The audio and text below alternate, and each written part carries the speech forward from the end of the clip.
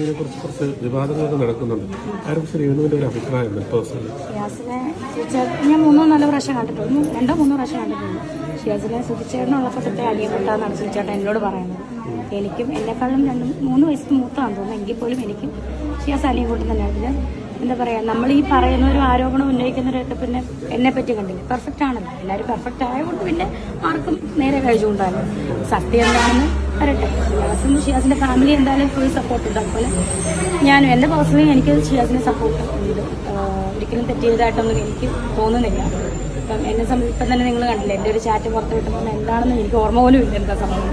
ഇപ്പം അതിപ്പോൾ ഇതിനകത്ത് എന്താണ് പ്ലീസ് കോൺടാക്ട് മൈ മാനേജറിനെ ഒരു സെലിബ്രേറ്റ് ചെയ്യുന്ന നിലയ്ക്ക് എനിക്കതാ പറയാൻ പറ്റില്ല. ഇപ്പം എന്നെ നേരിട്ട് ഞാൻ അതിന് മുന്നേ ലൈവിൽ പറഞ്ഞിട്ടുണ്ട്, നിങ്ങൾക്ക് എന്നെ നേരിട്ട് കാണണോ, ചായ കുടിക്കണോ, നമുക്ക് എന്താ പറയുക, ഇപ്പോൾ എന്നെ ചേച്ചി ഞങ്ങളുടെ ഡ്രൈവിന് വരും, ഓക്കെ ഞാൻ സെലിബ്രേറ്റ് ചെയ്യണം, പ്ലീസ് കോൺടാക്ട് മൈ മാനേജർ. അതിനകത്ത് എന്താണ് വൃത്തികേട് അല്ലെങ്കിൽ എന്താണ് അതിനകത്ത് ലൈംഗിക ചുവയെന്നൊന്നും എനിക്കറിയത്തില്ല.